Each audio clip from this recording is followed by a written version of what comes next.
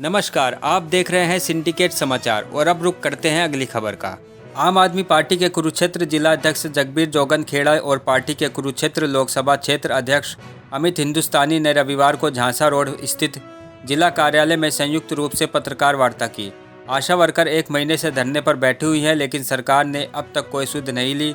वहीं आशा वर्करों के प्रदर्शन के दौरान एक वर्कर की मौत भी हो गई, लेकिन सरकार अपने तानाशाही रवैया बनाए हुए है। जगबीर जोगन खेड़ा ने कहा कि हरियाणा सरकार अपने बुरे कर्मों का अगर पश्चाताप करना चाहती है तो जनता को परेशान ना करे। वहीं जगबीर ने हरियाणा सरकार को दिल्ली और पंजाब में आम आदमी पार्टी की सरकारों से सीख लेने की बात भी कही। वहीं पार्टी के लोकसभा अध्यक्ष सुमित हिंदुस्तानी ने मुख्यमंत्री मनोहर लाल पर जुबानी हमला करते हुए कहा कि सीएम प्रदेश भर में जनसंवाद कर रहे हैं। ये जनसंवाद ना होकर जन परेशान कार्यक्रम हो गया है। अगर कोई फरियादी अपनी फरियाद लेकर आता है या सवाल करता है तो सीएम उसे अनाप शनाप बोलते हैं, डराते धमकाते हैं। सुमित ने कहा कि मुख्यमंत्री जनसंवाद का ढकोसला करना बंद कर दें। प्रदेश की जनता पहले ही बहुत परेशान है। वहीं सुमित ने भाजपा के बेटी बचाओ बेटी पढ़ाओ के नारे को मात्र ढकोसला बताते हुए कहा कि एल प्रदेश की बेटी जो अपने ऊपर हुए उत्पीड़न मामले को लेकर लगातार गुहार लगा रही है, उसे इंसाफ देने की बजाय उसे ही प्रताड़ित किया जा रहा है। जिस मंत्री पर यौन उत्पीड़न का आरोप लगा हुआ है, सरकार उसे मंच पर बिठाकर सम्मानित कर रही है। सुमित ने कहा कि अगर राज्य मंत्री संदीप सिंह में रत्ती भर जमीर बाकी है तो नैतिकता के आधार पर अपने पद से इस्तीफा दे दें। उन्होंने कहा कि देश व प्रदेश की जनता भाजपा को माफ़ नहीं करेगी। मौजूदा केंद्र और प्रदेश की सरकार को इसका खामियाजा भुगतना पड़ेगा। लोकल और प्रदेश के कई अहम मुद्दों को लेकर आज की ये प्रेस वार्ता रखी गई। इसमें कुछ स्थानीय मुद्दे हैं और कुछ प्रदेश के मुद्दे। जिस तरह से इस सरकार ने किसानों के साथ धोखा किया, उनका मजाक बनाया, सबसे महत्वपूर्ण विषय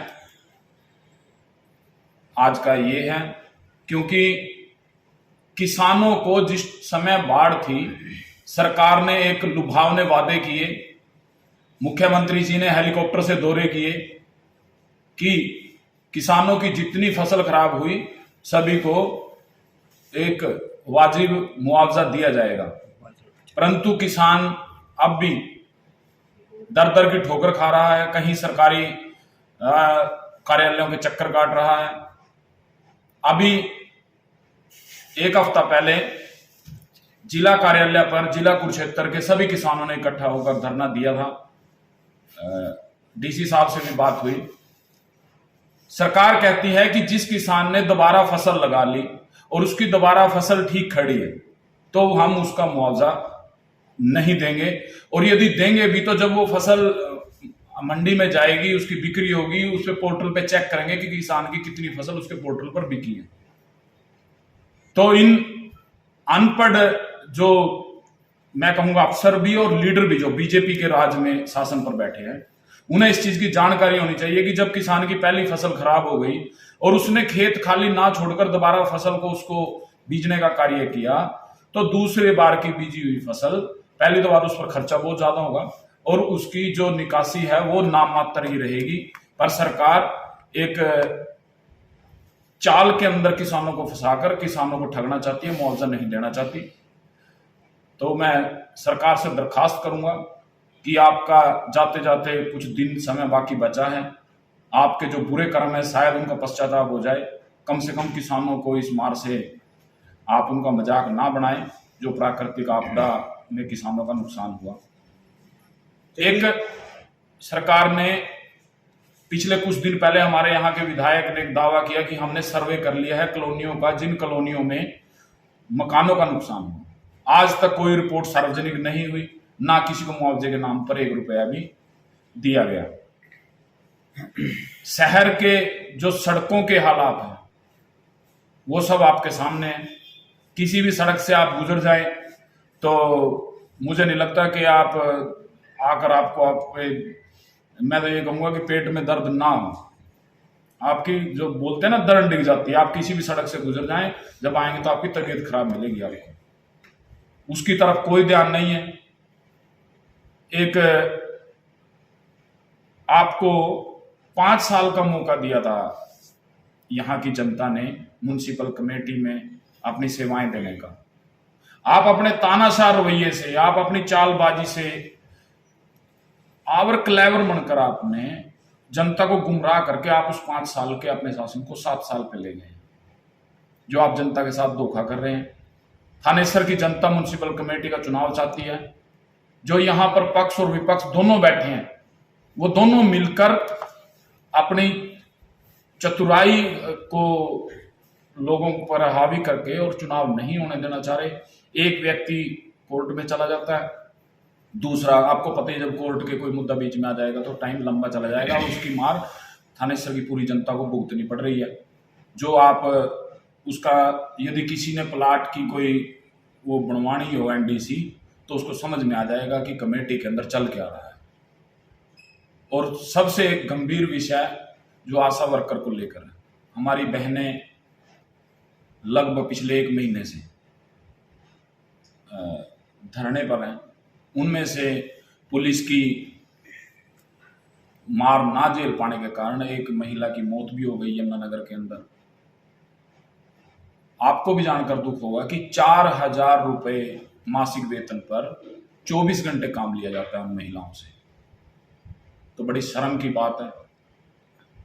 मैं सरकार से दरखास्त करूंगा कि यदि आपको काम नहीं करने आते तो कम से कम पंजाब की सरकार और दिल्ली की सरकार से कुछ सीख लें। जिस तरह से भगवंत मान जी ने पंजाब के अंदर लोगों को बिजली से राहत दी, पानी से राहत दी, हर दूसरे दिन कर्मचारियों को पक्का किया जा रहा है, नई वैकेंसियां निकाली जा रही हैं, तो हरियाणा सरकार को भी सुध लेनी चाहिए। और आगे की सुमित भाई जगबीर जी, आप 11 तारीख को किसानों का प्रदर्शन है, आम आदमी पार्टी से साथ देगी, जाएंगे आप लोग? पार्टी का जैसा स्टैंड होगा वो समय पर बता दिया जाएगा। हम जब पीछे अब जिला कार्यालय पर किसानों ने जो प्रदर्शन किया, मैं उस प्रदर्शन में था, क्योंकि मेरा गांव जोगनाखेड़ा और आसपास के काफ़ी गांव के किसान वहां पर थे। हमने पूरा दिन वहां पर धरना दिया और सरकार को जगाने का कार्य किया। अगर प्रदेश की बात करें तो अगर प्रदेश की हालत जो बताने लगेंगे तो पत्थर भी आंसू बहाने लगेंगे। प्रदेश के सूबे के मुख्यमंत्री पूरे प्रदेश में जनसंवाद करते घूम रहे हैं, और वो जनसंवाद नहीं है, वो जन परेशान है। क्योंकि अगर जनता के द्वारा पूछे गए सवालों का जवाब मांगने अगर आम आदमी पार्टी के कार्यकर्ता या कोई भी व्यक्ति, चाहे कोई भी आम नागरिक जाता है, तो मुख्यमंत्री जी उनको अनाप शनाप बोलने लग जाते हैं, उनको डराने लग जाते हैं, उनको धमकाने लग जाते हैं। तो ये किस बात का जन संवाद है मुख्यमंत्री जी? आप इस जन संवाद का जो ये ढकोसला आप कर रहे हैं, आप इसको बंद कर दीजिए। हरियाणा की जनता पहले ही बहुत ज्यादा परेशान है आपके इस 9 साल के रवैये से। जो भारतीय जनता पार्टी और गठबंधन का जो रवैया रहा, उससे पहले ही बहुत ज्यादा परेशान है। तो आप जनता को और परेशान ना करें। दूसरी बात, आप प्रदेश के मुख्यमंत्री हैं, आप प्रदेश के अभिभावक हैं। लोग आपसे पूछना चाहते हैं कि एक आपके सरकार में मंत्री है जो उसने हरियाणा की बेटी के साथ गलत किया, वो बेटी दिन रात दिन गुहार लगा रही है, आप उसी को प्रताड़ित कर रहे हो बजाय अपने मंत्रियों को कुछ कहने के लिए। कुरुक्षेत्र के अंदर अल्पकालीन विस्तारक का एक अभियान इन्होंने छेड़ रखा है।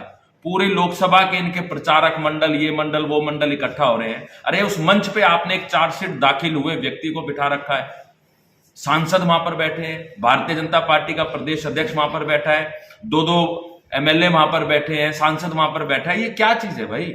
आप क्या जताना चाह रहे हो? अल्पकालीन प्रचारकों को यह बताना चाह रहे हो कि अगर आप जाके किसी भी लड़की के साथ छेड़खानी करोगे तो जिस प्रकार से इस मंत्री को बिठा के रखा है, इसी प्रकार से आपको भी बिठाएंगे और शाबाशी देंगे। तो ये दोहरा रवैया सरकार ना अपनाए। अगर आप खुदा ना खास्ता किसी और के ऊपर इस तरह की कोई धारा लगी होती, उसको उसका नाम भी नहीं पूछते, उसको कॉलर पकड़ के जेल में डाल देती भारतीय जनता पार्टी की सरकार। आज आपके मंत्री पर सवाल उठ गए हैं, देश के उस मंत्री पर सवाल उठे, उसका आपने कुछ नहीं बिगाड़ा। तो ये सारी की सारी चीजें दुर्भाग्यपूर्ण है।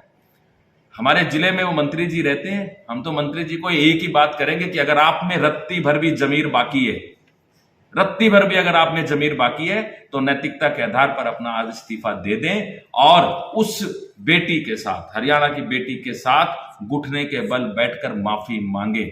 और आपको ये बात करनी पड़ेगी। अगर आप ये नहीं करेंगे तो ध्यान रखना, जिस तरह महाभारत के अंदर कौरवों की हार हुई थी, इन भारतीय जनता पार्टी के सभी कौरवों की हार होगी। अगर जानकारी अच्छी लगी तो खबर को लाइक करें और हमारे चैनल को सब्सक्राइब करें।